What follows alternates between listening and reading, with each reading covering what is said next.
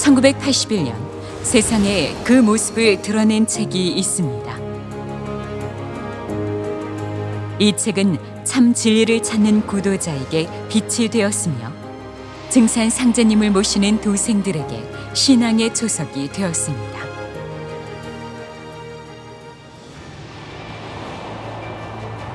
다가오는 우주 가을 개벽 소식과 후천 조화 문명을 온전히 드러낸 증산도의 진리가 개정 증보판으로 다시 태어났습니다.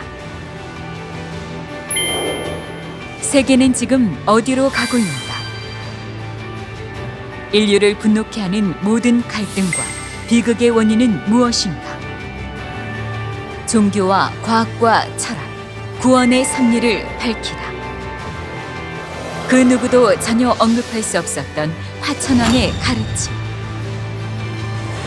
오늘의 세계를 구원하고 우주 가을철 조화낙원의 새 시대를 열어주신 증산 상제님의 대도 세계를 만나보시기 바랍니다.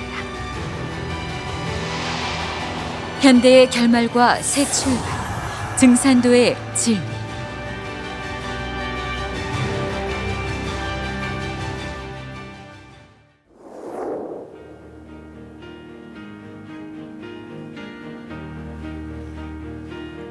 네, 안녕하세요. 삼랑대학 교육위원 김영현입니다. 지난 시간에 인류 문명의 양대 기둥인 정신과 물질 문명, 즉 종교와 과학을 통합하는 길은 역철학에 있다. 그리고 역철학은 바로 우주 변화의 법칙이다라는 내용을 살펴보셨는데요. 이 내용이 도전 주석에 잘 정리가 되어 있습니다. 선천 종교와 과학의 세계관에 통일된 원리를 부여할 수 있는 유일한 지혜는 바로 역철학, 즉 우주 변화의 원리다라고 정리가 되어 있습니다. 그럼 우주는 어떻게 변화운동을 하는가? 우주는 양의 기운이 주도하는 생장 분열의 전반기, 우리가 먼저 선자를 써서 선천이라 하죠. 그리고 통일 수렴의 음의 기운이 주도하는 후반기, 뒤후자를 써서 후천이라고 합니다. 이 선, 후천이 반복되는 두 박자 운행을 계속하며 영원히 순환운동을 하고 있습니다. 정력을 정립한 김일부 대성사는 이 우주순환의 틀인 천간지지와 신교의 우주수학, 수상의 논리로서 이 선천에서 후천으로 전환되는 변화의 마디가 바로 개벽이다라는 것을 밝히고 이 우주 변화 운동을 이끄는 본체를 무극, 태극, 황극의 삼극론으로 얘기하고 있습니다.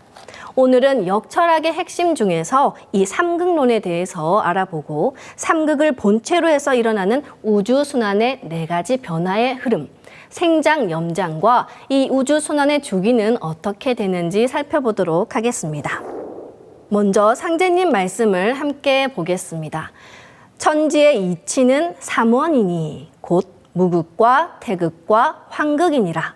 무극은 도의 본원이니 십토요. 태극은 도의 본체로 일순이라. 황극은 만물을 낳아 기르는 생장운동의 본체니 오토를 체로 삼고 칠화를 용으로 삼느니라. 네, 역철학의 정수들이 오늘 많이 나오는데요. 삼극론은 다소 추상적이기 때문에 이해가 좀 어려우실 수 있어요. 하지만 이제 우리가 들여다볼 수 있는 내용이 아니라서 어렵게 느껴지실 수 있지만 개념 중심으로 차근히 따라오시면서 최대한 느껴보시려고 하시기 바랍니다. 지난 시간에 이제 역철학은 신교의 우주수학이다라는 내용을 말씀을 드렸는데 수는 우주 자연의 이치를 드러내는 법칙 그 자체입니다. 이 수에는 우리가 생수와 성수로 구분을 하는데 목화토금수 이 5가지 성령 기운 중에서 가장 먼저 나오는 수가 이제 1이 되고 화가 2, 목이 3, 그리고 금이 4, 토를 5라고 생수가 이렇게 나오게 되죠. 그런데 이 오토의 작용으로 생수는 다시 6, 7, 8, 9, 10을 만들게 됩니다. 그래서 우리가 생수는 1, 2, 3, 4, 5, 성수는 6, 7, 8, 9, 10을 얘기를 하는데 그럼 생수가 뭐냐? 종도사님께서는 만물을 창조하는 잠재적인 기운만 가지고 있는 것이 생수고 실질적으로 만물을 태어나게 해서 형상으로 만들어내는 기운을 상징하는 수가 성수라고 말씀을 해주셨어요. 우리가 이제 이 생수, 성수 외울 때 1육수, 2칠화, 3팔목, 4구금, 50토 이렇게 외우잖아요. 자, 이 상수에 대한 기본적인 개념을 가지고서 삼극론을 이해해야 합니다. 자, 그러면 이 무극부터 알아보도록 하겠습니다. 여러분 다 태극은 아시잖아요. 태극이 현상적으로 드러난 것을 우리는 음양이라고 합니다. 우주는 모든 것이 이 음양을 바탕으로 하고 있어요. 그런데 이 태극도 그 근원이 있습니다. 태극이 열린 바탕이 바로 무극이에요. 그래서 무극을 우주조화의 근원이라고 하는 겁니다. 무극은 무의 지극한 조화 경계를 뜻하는 말로서 이 극은 지극할 극자죠. 아직 무언가가 생겨나기 전인 무의 지극함. 이제 이 우주 만물은 음양에서 이제 태극에서 물질이라고 하는 유형의 세계가 열려 나가는데 그 전에 이 무의 지극한 조화 경계가 바로 무극이라는 말입니다. 음양의 상대성이 드러나기 전이기 때문에 음도 양도 아닌 절대의 중의 자리고 무극이라는 이름 그대로 우주 수학으로는 숫자 0으로 우리가 써서 표현을 합니다. 그래서 영무극, 본체무극 또는 시원무극이라고 하고요. 아직 음양이라는 질서가 열리기 전이기 때문에 카오스 상태라고 해서 혼원무극이라는 말로도 표현을 합니다. 부호로는 동그라미를 써요. 이 요즘 과학에서는 시원무극에 대해서 이렇게 얘기를 합니다. 실제로 유라는 이 우주가 어디서 열렸냐? 바로 무에서 나왔다. 0에서 나왔다. 이 얘기를 과학에서도 하고 있거든요. 이렇게 신교의 우주관 역철학의 이치에 과학도 다가가고 있습니다. 이 시원무극에서 태극이 열려서 만물이 창조 생성의 변화 운동을 일으키면 이제 선천양의 시대가 펼쳐지게 되는 거죠. 하지만 우주가 영원히 순환 운동을 계속하려면 반드시 통일 수렴하는 이 음의 시간대로 들어가야 합니다. 즉, 한번 양 운동을 했으면 음 운동을 해야 하잖아요. 이때 우주가 분열 운동을 해서 통일 수렴으로 전환을 할 때 그 손길이 필요한 거예요. 그것이 바로 신무극이 됩니다. 이때 신무극이 나오는 거예요.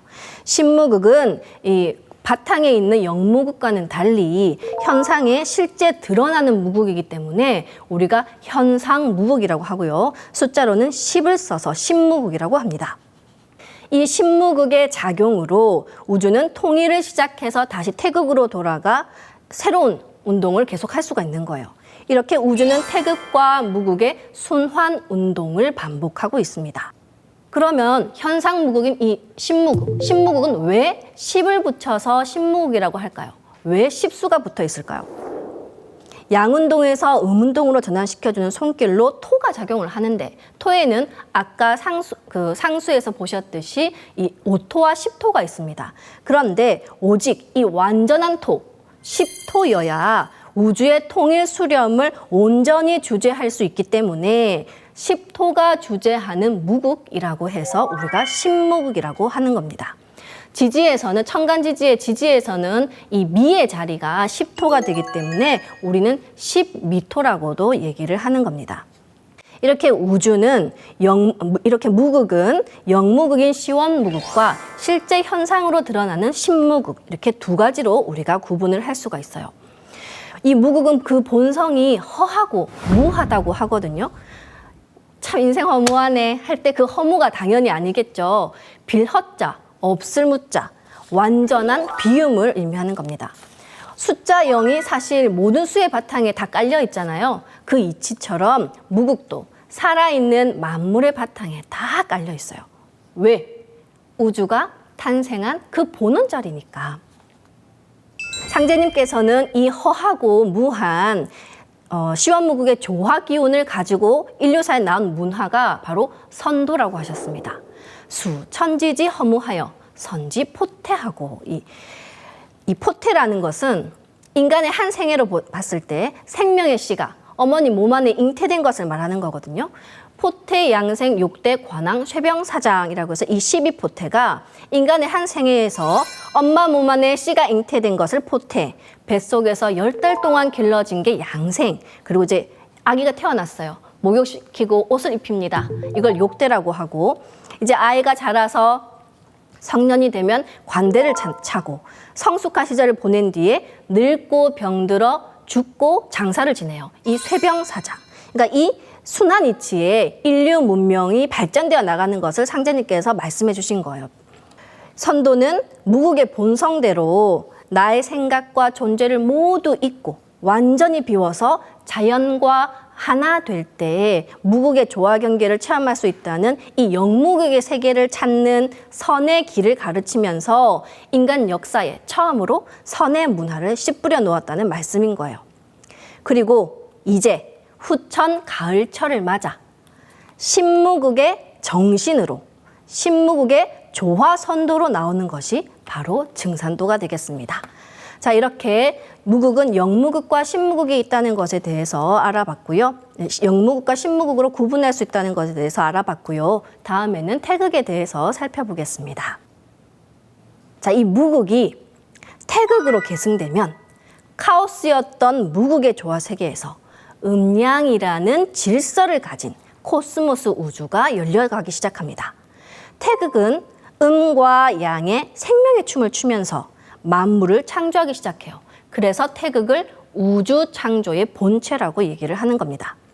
무국이 우주 조화의 바탕이라면 태극은 그 조화성이 열려서 질서화되는 자리이자 무국이 구체적으로 자신을 드러내는 경계인 거예요. 그래서 무국과 태극은 각각 다른 존재가 아닙니다. 무국에서 태극으로의 계승은 어떤 외부적인 작용이 아니라 또 무국 속에 이미 이 태극성이 내재해 있는 거예요. 열자는 이 무국에서 태극이 자연스럽게 열려나가기 시작하는 우주의 시간대를 구체적으로 4단계로 나누어서 알려줬습니다.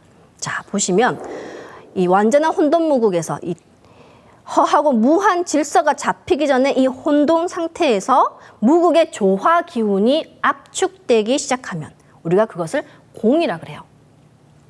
이 공의 상태가 되는데 이때는 비어있는 것처럼 보이지만 실제로는 그 안에 순수한 에너지 진기로 꽉 차 있는 상태입니다. 이 공의 에너지가 꽉 차기 시작하면 저절로 음양의 태극춤을 추기 시작해요. 이때 현상적으로 무엇이 나타나냐? 물이 창조됩니다. 자, 이 물에서 실질적인 모든 생명이 나오기 시작하는 거예요. 우리도 태어날 때 엄마 자궁 속 양수에 있었잖아요. 지구 생명도 바닷속에서 나왔다고 합니다. 우주는요. 가장 먼저 나온 원자가 수소라고 하잖아요. 이 수소 원자에서 다른 입자들이 나오게 돼요. 이렇게 물에서 천지 만물이 나왔어요. 현상계의 모든 변화는 그래서 실질적으로 이 물의 변화 운동인 겁니다. 그래서 태극은 이렇게 2가지로 구분을 해요. 만물을 창조하게 한 본체는 순수한 생명 에너지로 꽉 찬 공태극인데 여기서 현상적으로 드러난 물, 만물을 현상계에 드러나게 해주는 이 물을 우리는 태극수라고 하고 수태극이라고 하는 거죠. 생명을 창조시키는 태극은 상수로서는 우리가 1로 표현을 하고요. 이 1수는 아까 상수와 상수론에서 오토의 작용으로 또 6수가 나오게 되는 거죠. 태극의 성질은, 이 태극 생명의 성질은 크게 3가지로 우리가 정리를 할 수가 있습니다. 바로 태극 생명에 나온 바탕, 공, 그리고 그 안에서 공에서 태극의 음양의 상대성이 열려나가는 것, 그리고 이 일음일양하는 태극 생명의 운동은 단 한순간도 멈추지 않는다는 것입니다. 자, 이 내용을 우주를 연구하는 우주과학에서도 이 태극 생명의 성질을 밝혀나가고 있거든요. 거기에 대한 내용을 조금 살펴보실게요. 공이라고 하면은 현대과학에서는 진공이라는 표현을 쓰는데요. 이 진공의 실체에 눈뜨게 된 계기에는 영국의 뛰어난 물리학자 디렉을 언급하지 않을 수 없습니다. 지난 시간에도 잠깐 나왔었는데요. 디렉은 양자론이 한참 연구되던 1930년대, 정확하게는 1928년에 슈레딩거의 파동 방정식의 상대론 이론을 이제 접목한 좀 더 발전된 방정식이죠. 이 전자의 운동 방정식 하나를 만들게 돼요. 자신이 만든 방정식이 너무 아름다워서 디렉이 거기에 흠뻑 빠져 있었는데 자기 방정식을 풀다 보면 전자의 정지 에너지가 마이너스 값도 가지게 된다는 걸 알게 됩니다. 보통 이제 전자가 정지해 있어도 우리가 질량 에너지 등가 법칙에 의해서 플러스 에너지를 가진다고 하거든요. 질량이 존재를 하니까. 그런데 마이너스 에너지가 나오는 거예요.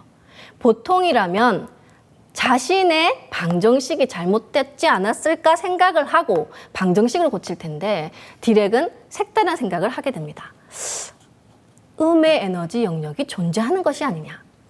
진공이라는 것은 현대과학에서 에너지가 가장 낮은 상태로 정의를 하거든요. 근데 이 진공이 음의 에너지 영역이 있을 거라고 생각을 하게 된 거예요. 그래서 디렉의 이론은 공이론이라고 이름이 붙은 거고요. 이렇게 음의 에너지를 가진 전자로 가득 차 있는 진공 상태를 디렉의 바다라고 훗날 부르게 된 겁니다. 여기에서 디렉은 한 가지 생각을 더 해요.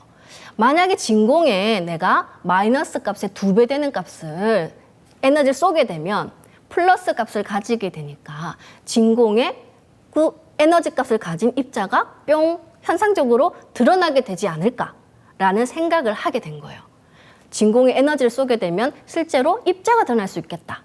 그것은 음의 바다, 디렉의 바다에서 봤을 때는 입자가 현상계로 나왔으니까 빈 공간이 될 테고 이 현상계로 드러난 입자는 마이너스 전하를 가지고 있는 전자가 비어있는 공간이 드러난 것이니까 마이너스의 마이너스, 즉 양전하를 가지고 있겠구나라는 생각을 하게 된 겁니다. 여기서 처음으로 반입자에 대한 개념이 나와요. 그리고 이 빈 공간이 어떻게 입자로 드러날 수 있느냐, 이것은 우리가 쉽게 비유를 하자면 물고기가 어항에 있어요. 어항에 물고기가 숨을 쉽니다. 그럼 기포가 뽀글뽀글 올라오잖아요. 그 기포는 물이 비어있는 공간이에요. 그죠? 그런데 물이 비어있는 공간이 입자로 보일 수가 있다는 거예요. 자, 이런 비슷한 방식으로 이건 비유예요. 이런 방식으로 비어있는 공간이 입자로 드러날 수 있는 것 아닌가라는 생각을 하게 된 겁니다. 그리고 여기서 양전하의 개념을 도입해냈죠. 처음에 과학에서는 이 진공이 음에너지 영역이 있고 또 반입자가 존재한다, 반전자가 존재한다라는 사실에 대해서 시큰둥했어요. 당연히 그랬겠죠. 그런데 1932년에 이 칼 앤더슨이라는 사람이 실제로 우주선에서 양전자의 존재를 밝히게 됩니다. 그 이후에 모든 입자는 다 자신의 반입자를 가진다는 사실이 밝혀지게 되죠. 이렇게 반입자의 존재가 밝혀지면서 큰 반향이 불러오게 돼요. 이 공이론 자체는 당연히 나중에 수정이 가해지지만 공이론이 남긴 성과는 진공이 단순히 비어 있거나 에너지가 가장 낮아서 조용한 상태일 것이라는 생각을 깨고 입자가 실제로 태어날 수 있고 소멸되는 바탕으로서, 즉 에너지가 역동적인 춤을 출 수 있는 공간으로 만들었다는 점입니다. 또한 모든 입자가 자신의 반입자를 가진다는 사실을 발견하게 함으로써 이 만물이 음양의 상대성을 띠고 상대성을 띠고 태어난다는 태극 생명의 성질을 잘 보여준다는 점이 되겠습니다.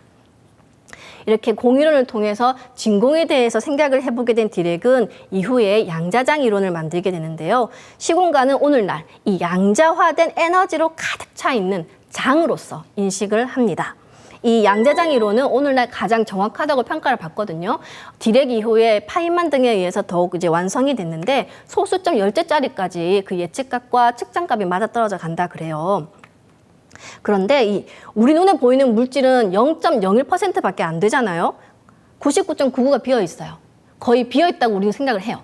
하지만 그 속은 뭡니까? 그 진공이 사실은 에너지로 꽉 차 있다는 거예요. 그리고 그 속에서 만물이 입자와 반입자 이 쌍으로 상대성을 가지고 태어나서 소멸되는 것을 반복하는 태극 운동을 하고 있어요. 지금 보시는 것처럼 이 에너지가 가장 낮은 0점의 진공 상태에서 우주에는 이렇게 진동 에너지가 가득해요. 이 에너지를 우리는 0점 에너지라고 부릅니다. 빈 공간이 이렇게 에너지로 들끓고 있는 것을 양자론에서는 양자요동이라고 하는데요. 이렇게 시공간이 튀어 올랐다가 가라앉았다가 하잖아요. 이걸 양자요동이라고 하는데 이 진공 상태에서도 입자와 반입자가 같이 생겼다가 같이 소멸하는 쌍생, 쌍멸의 사건이 지금 이 순간에도 무수히 일어나고 있는 겁니다. 이런 입자들은 아주 찰나의 순간만 존재하기 때문에 우리가 가상입자라고 부르는데요. 그럼 여기 계신 모든 분들처럼 또 저처럼 여기 탁자처럼 이 눈에 보이는 물질은 어떻게 생기는 걸까요? 입자가 생길 때 장이 요동치는 것처럼 이 아인슈타인은 이렇게 정의를 해줬습니다. 물질이란 장이 극도로 강하게 집중된 공간에 의해 성립되는 것이다. 즉 어떤 이유로 장의 밀도가 꽉 이렇게 높아지면 그 부분이 물질로 현상계에 드러난다는 겁니다.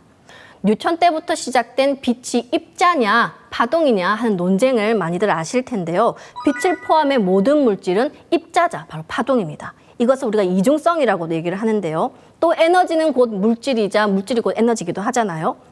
이게 현실 세계의 모든 실제는 사실 이렇게 공간, 시공간도 분리할 수 없잖아요. 공간과 시간, 물질과 정신, 입자와 파동, 그리고 연속과 비연속 등 모든 물질이 이런 양면성을 지니고 있습니다.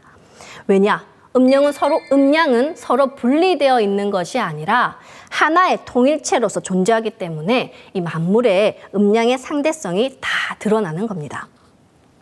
제가 며칠 전에 뉴스를 봤는데 이 양자역학 100년 만에 이 입자 파동의 상보성이 실험으로 검증됐다고 이제 하더라고요. 이제 이중성을 우리가 상보성이라는 말로 이제 닐스 보가 처음으로 이제 한 말인데, 이 상보성이 제기된 지 100년, 20세기에 상보성이 처음 창안된 이후로 21세기에 와서 이게 실험으로 검증됐다는 거거든요. 그런데 동양에서는 어떻습니까? 무려 1만 년 전에 신교의 시대 때 이미 이 음량의 개념을 알고 있었다는 거거든요. 그러니까 얼마나 놀라워요. 그래서 양자역학의 아버지라 불리는 이 닐스 보어는 자신이 처음으로 설명했던 이 상보성의 개념이 동양에는 이미 오래전부터 존재하고 있다는 것을 알고 깜짝 놀란 거예요. 그래서 자신의 가문의 문장을 태극으로 만들고 이 상보성의 이미지를 새겨서, 상보성의 의미를 새겨서 기린 거예요. 이 태극 생명의 운동은 단 한순간도 멈추지 않습니다. 태극 생명의 본성은 역동적이에요. 지금 여러분의 생명 운동도 계속되고 있잖아요. 그죠? 이 모래알부터 우리 육신에 이르기까지 멈춰 있는 게 아무것도 없어요. 시공간은요. 이렇게 극미의 세계부터 거대한 우주까지 모든 것은 역동적인 생명의 춤을 추고 있어요. 그래서 20세기 후반에 이제 양자론의 발전과 더불어서 신과학 운동을 대중화시킨 프리초프 카프라는 The Tao of Physics라는 책에서, 우리나라로는 현대물리학과 동양사상이라는 이름으로 번역이 됐거든요. 그 책에서 진공은 진실로 생성과 소멸의 끝없는 리듬으로 고동치는 살아있는 허다라는 말을 한 겁니다. 상제님께서는 이 만유 생명의 근원자리, 이 공의 기운을 갖고 생겨난 것이 인류 줄기 문화에서 바로 불도다라고 말씀을 해주셨어요. 수천지지 정멸하여 불지 양생하고, 정멸한 태극의 공기운을 갖고 이 불도가 양생했다는 말씀인데, 일찍이 불도는 공의 진리를 찾아왔습니다. 가장 유명한 말 중에 하나가 바로 색즉시공, 공즉시색이잖아요. 이 태극의 공자리 기운을 받아서 불도가 공의 가르침을 전하며 인류를 양생해 왔다는 말씀이 되겠습니다. 자, 무국을 한마디로 정의하면 무형의 조화 근원, 바탕, 그리고 태극은 이 유형 생명이 창조되는 모체라 할 수 있겠습니다. 태극수에서 시작된 생장운동은 분열의 정점에서 이 신무국에 이르러 다시 통일운동으로 전환되기 시작하죠. 이 분열과 통일운동이 끊임없이 이루어지면서 우주는 영원히 존재할 수가 있는 거예요. 그런데 이 분열 통일운동이 지속되도록 하는 중매자가 있습니다. 바로 무국과 태극의 순환운동을 매개하는 중매자, 중성생명인 환극이 되겠습니다. 종도사님께서는 이 무국태극 환극을 축구 경기에 비유해 주신 적이 있거든요. 양 팀이 나뉘었어요. 게임을 시작합니다. 이제 태극이 시작됐죠? 모두가 게임을 해요. 경기를 진행합니다. 무엇을 쫓습니까? 공을 쫓아요. 자, 이렇게 생장운동, 이 경기가 막 지속되는 그 중심에는 바로 공이 있습니다. 이렇게 생장운동의 중심, 공의 역할을 하는 것이 바로 환극이다라고 말씀을 하신 거예요. 환극은 무극과 태극의 운동을 중간에서 매개하면서 생장 운동을 주도해 나가는, 태극에서 시작된 생장 운동을 이끌고 나가는 본체가 되겠습니다. 그래서 이 환극으로 인해서 무극과 태극의 창조 운동이 완성되는 거예요. 본래 이 환극이라는 말은 홍범구주에 처음 등장합니다. 홍범구주는 단군 조선시대 국가를 통치한 9개의 큰 법을 말하거든요. 홍범, 이게 큰 법이고, 우리가 익히 쓰는 범주라는 말 아시죠? 그게 바로 이 홍범구주에서 유래한 말이에요. 그런데 이 홍범구주의 가운데 5번째를 보시면 바로 이 5번째 조목이 환극이 되겠습니다. 그래서 주희 주자는 환극을 천하의 중심에서 세상을 주재하는 자리, 즉 천자에 비유했어요. 그 후에 환극은 임금 황자가 의미하듯이 모든 인사 변화의 중심에 있는 천자를 뜻하게 됐거든요. 그런데 김일보 대성사는 이 선후천론에 입각한 우주 생명의 운동 법칙에 이 환극을 가져와 쓰신 거예요. 왜?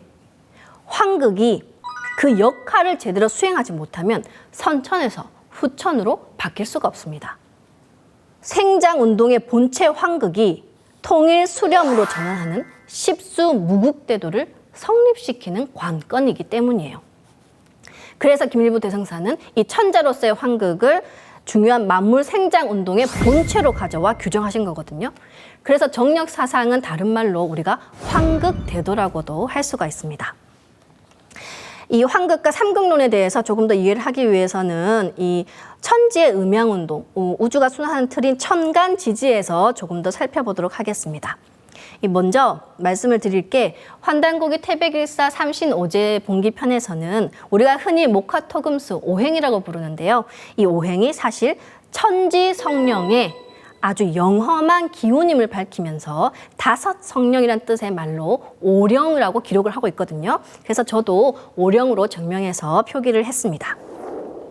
음양에서 오령이 나오죠. 이 오령 기운이 하늘 땅에 벌어져 나간 것이 우리가 아는 십천간과 12지지예요. 그죠? 이 십천간을 보면 가불이 목, 병정이 화, 무기가 토, 경신이 금, 임계가 수기운이 되고요. 이 해자가 수, 임묘가 목, 사오가 화, 신유가 금이 되고 나머지 진술충미가 사토가 됩니다. 여기서 이전에 설명드렸다시피 미는 십토가 됩니다. 그리고 오는 칠화예요. 이걸 기억해 주시기 바랍니다. 우주 생명의 순환도에서 이 천간지지를 함께 보실 텐데요. 지지는 천간보다 토가 2개 더 많죠. 그래서 이 목화금수 운동에 토가 다 주재를 해주면서 매개를 해주기 때문에 지지에서 좀 더 완전하게 변화 운동을 할 수 있습니다. 그래서 생명은 하늘 기운을 받아서 이 땅에서 길러지잖아요. 이 땅이 생명이 완전하게 변화 운동을 하는 터전이 되기 때문에 이 만물의 생성 변화를 완전하게 하는 이 지지를 중심으로 좀 상극을 살펴보겠습니다. 자, 먼저 이 해자 수기운으로 이제 양의 시간대가 펼쳐집니다. 그죠? 그래서 이 천간에서 보면 간목에서 무토까지가 이 환극에 작용이 돼요. 생장운동의 시간대. 그리고 지지에서 보면 축토에서 오화까지가 바로 또 환극에 작용을 하는 생장운동의 시간대가 되겠습니다. 그리고 아시다시피 이 미토가 바로 무극이 되죠. 자, 이 천간에서 갑은 원래 목이에요. 그쵸? 간목인데 반대편에 있는 기토의 대화작용을 받아서 이 우주 변화에 어울리는 대화작용은 이후에 좀 더 배우시게 될 겁니다. 이 기토의 대화작용을 받아서 간목이 토로서 작용을 해요. 그래서 이 갑토가 환극의 자리가 돼서 천간에 이 환극의 역할을 하게 되거든요. 지지에서 살펴보면 이 오토인 축토가 환극이 됩니다. 근데 지지에서는 이 환극의 작용을 체와 용의 관계로서 이 오화가 용이 돼서 실질적으로 작용을 할 수 있도록 도와줘요. 7오화가 축토와 함께 환극으로서 역할을 하는 겁니다.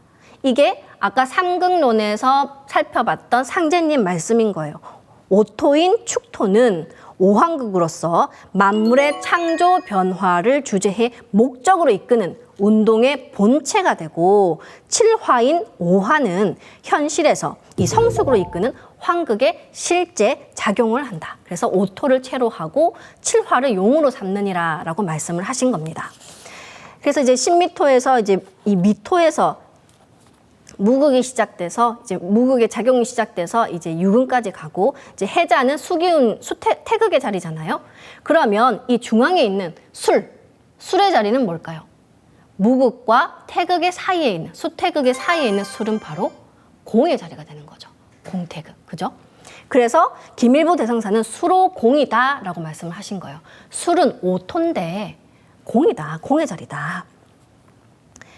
이 술의 자리는 신무극의 토기운과 앞에 일태극의 수기운을 모두 머금고 있는 자리예요.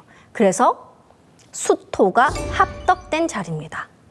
이 공의 오묘한 모습을 김일보 대성사는 10.11일 지공이라고 하신 거예요. 강조를 하기 위해서 2번씩 반복을 하신 겁니다. 10과 1이 하나로 통일된 경지, 수토 합덕이 되어 있는 자리란 겁니다. 자, 이 천간지지에서 무극태극 환극에 대해서 조금 이제 살펴보셨는데, 이 내용은 뒤에 4장에서 한 번 더 아주 자세하게 살펴보실 수가 있거든요. 김일보 대성사는 이 1이 무십이면 무체요, 10이 무일이면 무용이니 합하면 토라, 거중이 오니 환극이니라 라는 말씀을 하셨습니다. 일태극은 당연히 신무극이 없으면 통일을 못해서 근원으로 돌아갈 수가 없으니까 무체요. 신무극도 일태극이 없으면 생명을 창조할 수가 없으니 무용이라 하신 거죠. 그리고 합하면 토라. 이게 참 재밌는데요. 이 토 글자를 가만히 보시기 바랍니다. 토라는 글자는 열십자에 한일자를 더한 모습이에요. 그죠? 신무극과 일태극의 합덕으로 이 언어가 나온 거예요. 이 절대 중의 자리 이 토는 5토를 근간으로 해서, 그리고 10토가 나오는 거기 때문에 5토가 신무극과 일태극의 운동을 완성시키는 환극의 본체이기 때문에 또 거중이 오니 환극이니라 라고 말씀을 또 하신 겁니다.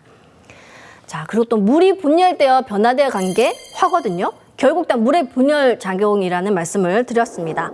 일부 대성사께서는 이 우주 생명의 근원은 일태극수지만 이 태극수가 분열 변화된 불이 우주를 살아 움직이게 하는 생명의 기운이 되기 때문에 이 불을 원천화라고 하셨어요. 그래서 사체에서 이 건공감리 리께가 되는데요. 또 지지로는 5화가 되죠. 이 7화인 5화가 환극 역할을 하는 겁니다.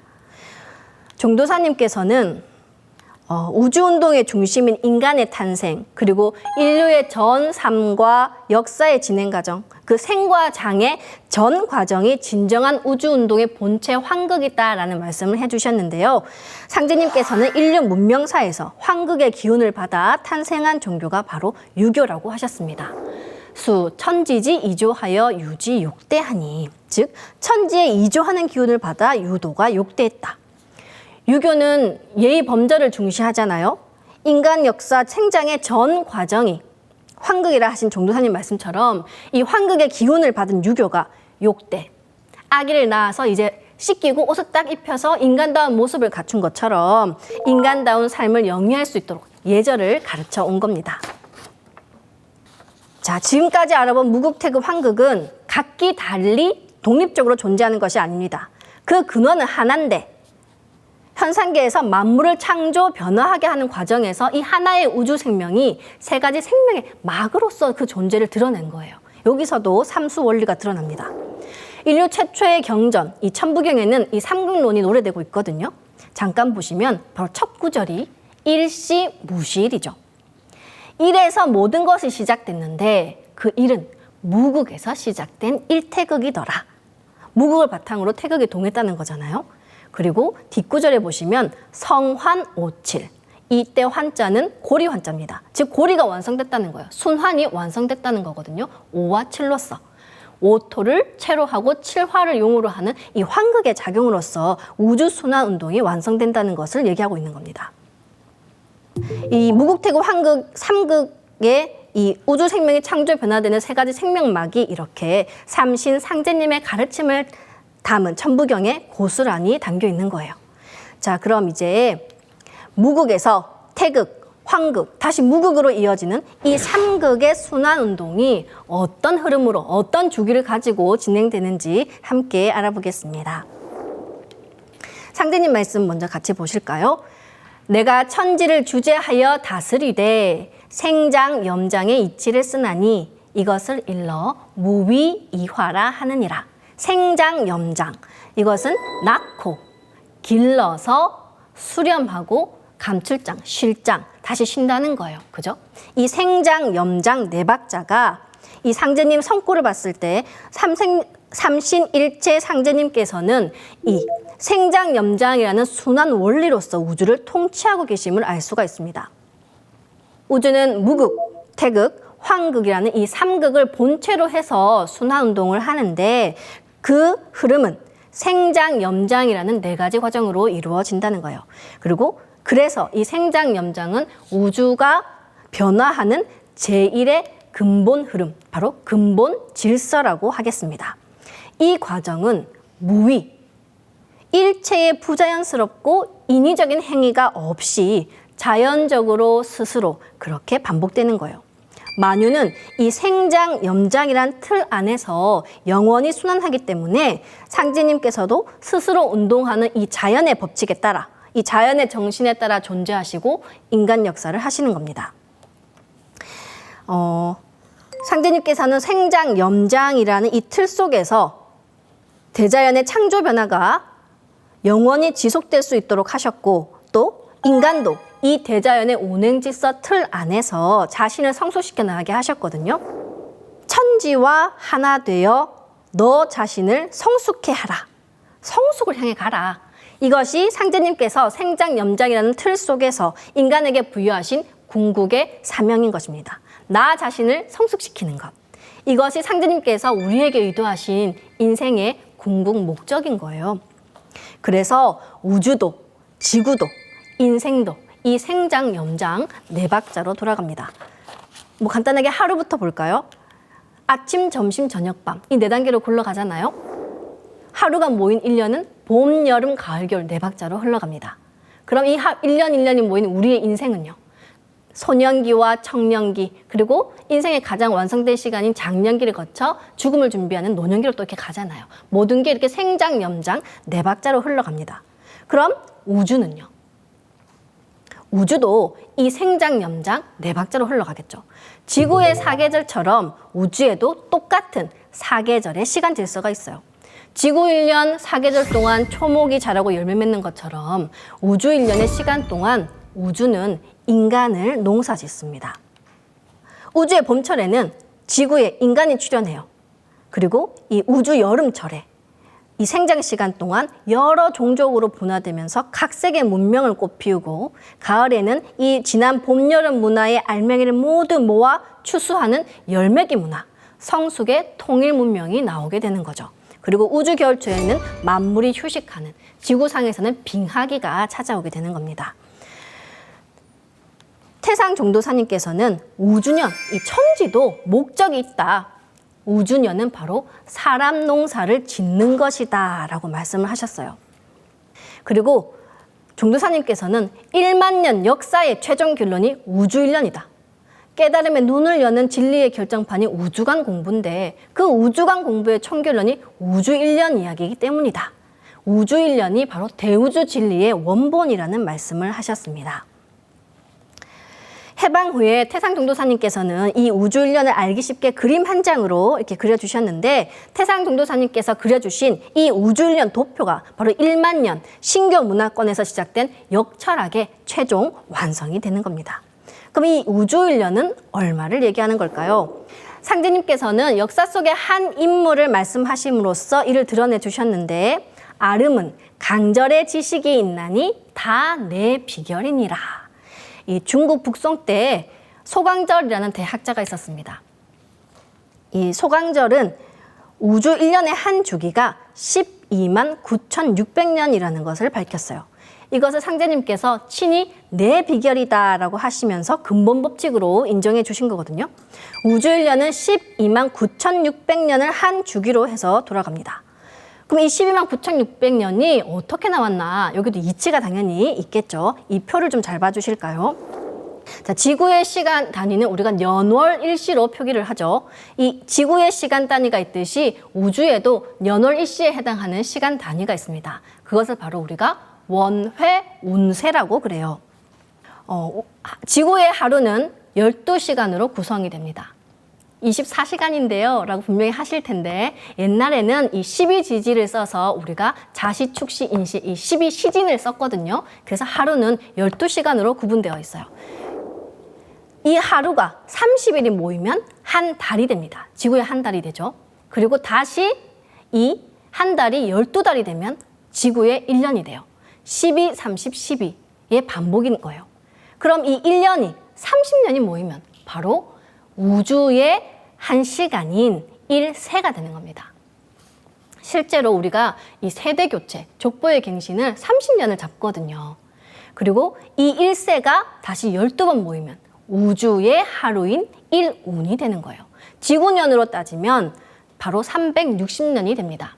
이 우주의 하루 1운마다 순환운동에 있을 때 지구에는 어떤 변화가 있을까요? 이 왕조의 흥망성쇠가 일어났다고 하거든요. 이 360년을 주기로. 자, 그럼 다시 이 1운이 30운이 되면 바로 우주의 한 달인 1회가 되는 거예요. 지구년으로 환산했을 때는 1800년이에요. 이때 지구상에는 소개벽이 일어났었다고 얘기를 합니다. 우리가 아틀란티스 대륙이나 뮤 대륙 등이 막 침몰했다는 얘기를, 바닷속에 가라앉았다는 얘기를 들어보셨을 거예요. 이게 바로 지구상의 이 소개벽 때 일어났던 일이거든요. 자, 그럼 이 우주의 한 달이 다시 12번 모이면 12회가 바로 우주의 1년인 1원, 즉 12만 9,600년이 되는 겁니다. 이 선후천이 반복되는 이 12만 9,600년에서 빙하기가 약 3만 년이 지속되고 선천 5만 년, 후천 5만 년으로 대략 구분을 하거든요. 우주는 이렇게 12만 9,600년을 한 주기로 해서 선후천의 개벽 운동을 하고 있어요. 천지의 변화상수 12만 9,600년이 바로 우주 생명의 삼박자 리듬, 무극, 대극, 황극이 1회 완결짓는 우주 생명의 율동상수인 거예요. 자, 이 내용이 이제 과학저널이나 이제 이런 데도 나오는데 빙하기의 주기로서 우주 일련의 내용이 나옵니다. 과학저널 네이처에는 헝가리 플라 분화구의 꽃가루를 분석을 해서 지구상의 빙하기가 약 12만 4천년마다 한 번씩 왔었다는 연구를 발표한 적이 있어요. 그리고 지금 여기 보시는 것처럼 그린랜드 빙하 속에 있는 이산화탄소 농도를 분석해 보면 빙하기 때 생명 활동이 거의 없잖아요. 그래서 이산화탄소 농도가 달라요. 그 이산화탄소 농도를 분석해 보면 약 13만 년마다 한 번씩 빙하기가 왔다는 것을 발표한 적이 있습니다. 이렇게 우주 일련의 주기를 현대 과학에서도 밝히고 있고 그리스의 천문학자 헤라클레이데스의 기록을 보면 1800년마다 이 개벽이 찾아들었다는 내용이 나오거든요. 이건 바로 소개벽을 의미하는 거죠. 그리고 동의보감에도 보면은 바로 이 우주 일련 내용이 나와요. 내용을 자세히 나중에 한번 읽어보시기를 바라고요. 이 동의보감뿐만 아니라 서경덕이나 김치숙 같은 그 당대에 유명했던 철인들도 그 내용을 알았다고 그래요. 우주 일련의 내용을 기록으로 남아 있거든요. 이렇게 옛날 사람들도 우주 일련에 대해서 알고 있었고 오늘날 그것을 과학에서는 빙하기의 주기로서 밝히고 있다는 것입니다. 이 재밌는 것은 원해 운세를 계산을 하면 이 원해 운세를 연월일시로 다 환산을 해보면 전부 다 12만 9,600이 나와요. 그리고 이 천지인도 12만 9,600을 주기로 해서 생명의 순환운동을 하고 있습니다. 자, 우주는 12만 9,600년이에요. 그죠? 지구는요. 지구 하루 동안 자전 360도를 하죠. 그리고 그것이 360일, 윤도수를 빼고 정도수는 360일이니까 지구 1년 360일을 곱하면 12만 9,600도를 돌아요. 이렇게 우주도 지구도 12만 9,600이라는 수를 안고 돌아가거든요. 그럼 인간은, 천지의 열매라고 하는 인간은 어떨까요? 이 인간은 기맥과 혈맥이라는 음양의 순환운동을 통해서 생명 활동을 유지합니다. 이 기맥이라는 것은 호흡, 숨 쉬고 내쉬고 하는 걸 말하는 거고요. 혈맥은 심장에서 이제 피가 내뿜어져 나와서 다시 심장으로 돌아가는, 우리가 맥박 뛴다고 하잖아요. 그걸 혈맥이라고 하는데 이 기맥과 혈맥이 인간이 살아가는 음양의 순환운동이 돼요. 그런데 이것을 하루 동안 일어난 그 총합을 계산을 하면 12만 9,600회가 나온다는 거예요. 분당 호흡은 18회, 평균. 그리고 맥박은 72회를 하거든요. 이것을 계산을 하면 인간도 하루 동안 그 음량의 순환 운동이 12만 9,600회가 나오는 거예요. 이처럼 천지인이 모두 12만 9,600이라는 주기로 생명의 순환 운동을 하고 있습니다. 이게 신기한 거예요. 인간과 천지는 모두 하나의 동일한 근원에서 생겨나서 똑같은 이치를 바탕으로 살아가고 있는 겁니다. 그래서 인간을 괜히 우리가 소천지, 소우주라 부르는 게 아닌 거죠. 이렇게 앞서 살펴봤듯이 우주의 창조 변화는 분열과 통일의 영원한 순환 속에서 지속되는데 인생살이의 기본 단위인 하루에도 선우천이 존재합니다. 낮과 밤이 계속되잖아요. 바로 이게 하루의 선우천 운동이거든요. 인간의 양균이 동하는 낮 동안은 인간은 생장, 운동을 하고 또 음기운이 들어오는 후천, 이 밤 시간에는 휴식을 취하죠. 이 하루뿐만 아니라 지구도 1년, 우주 1년, 이 모두가 분열, 통일 운동을 하는 선후천으로 이루어져 있어요. 선우천은 서로 연결되어 있지만 그 시간의 특성은 분명히 구별이 됩니다. 우주 1년에서 선천은 생장과 분열 운동을 하는 양도의 시간대고 후천은 수렴, 통일 운동을 하는 곤도, 즉 음도의 시간대예요. 상제님께서는 선천은 천지비요, 후천은 지천태라는 말씀을 하셨는데 선천은 그 기운의 바탕이 상극입니다. 분열, 생장을 하면서 경쟁이 난무해요. 서로 이길 극, 상극이란 말이죠. 그래서 종교, 철학, 과학이 다 모순을 남기면서 대립 갈등의 과정을 겪죠. 지구 초에는 전쟁이 계속됐어요. 이 봄, 여름의 시간대가 지나고 성숙한 가을의 시간대가 오면 이 천지인이 모두 통일을 이루고 열매를 맺죠. 이때를 우리는 상생의 시간대라고 하는데 이것을 주역의 궤로 살펴보면 선천은 천지비궤, 후천은 지천태궤로 표상을 합니다. 천지비궤는 양궤인 이 건궤가 위에 있고 음궤인 곤궤, 땅이 밑에 있어요. 그래서 양기운은 올라가려고 하고 음궤인 곤궤는 아래에 있으려고 하니까 서로 만날 수가 없어요. 불통. 그래서 부조화의 상. 선천 상극 불통인 선천 상극 세상을 표상하고 있는 겁니다. 그런데 후천은 곤궤가 위에 있고 건궤가 아래에 있어요. 즉 음궤인 곤궤가 위에 있어서 음기운은 내려오려고 하고 건궤인 양궤는 위로 올라가려고 하니까 서로 만나게 되는 거예요. 그래서 소통, 조화와 균형을 이루는 상이라고 하는 겁니다. 그래서 후천은 음양이 서로 조화를 이루는 세상인 거예요. 상제님께서는 이렇게 선후천의 특성뿐만 아니라 우주 일년 사시가 가지고 있는 그 고유한 특성도 밝혀주셨는데 만물 자생하여 수치하나니 방탕신도는 통인이라. 춘지기는 방야요, 하지기는 탕야요, 추지기는 신야요, 동지기는 도야니, 통은 이기주장자야라. 지심 대도술이니라. 자, 방탕신도. 이게 천지 변화의 큰 법도와 기강이란 말씀이신데요. 봄 기운은 만물을 내쳐놓는 이 방, 만물을 내치는 방, 만물을 내어놓는 것이고 여름 기운은 만물을 호탕하게 길러내는 호탕하게 길러내는 것이요. 가을 기운은 서신이 들어오는 이 조화의 신이며 겨울 기운은 모든 것이 근본으로 돌아가는 도의 세상이라고 얘기를 하신 겁니다. 방탕신도는 추상적인 이 역철학과는 달리 아주 구체적이고 현실적으로 이제 사시의 특성을 드러내 주신 건데 이게 통은 이기 주장자야라. 천지, 이 봄, 여름, 가을, 겨울의 변화가 천지에 가득 차 있는 우주 생명의 기로서 전개해 나간다는 말씀이시거든요. 지구 1년처럼 우주 1년도 이 방탕신도라는 천지 기운에 따라서 인간이 지상에 문명을 창조하고 발전시켜서 결실과 이상을 이뤄 나가게 되는 것입니다. 이제 앞서 1절 서두에서 제가 했던 질문을 다시 상기해 보겠습니다. 우리는 지금 어느 때에 살고 있을까요? 지금까지 살펴본 이 우주 1년에 우리는 그 답을 알 수가 있습니다. 오늘날 일어나고 있는 모든 문제의 해답이자 인류 본의 섭리가 바로 여기에 있는 거거든요. 이는 다음 시간에 또 함께 알아보실 수 있겠습니다. 그럼 이상으로 2절의 정리를 마치겠습니다. 감사합니다.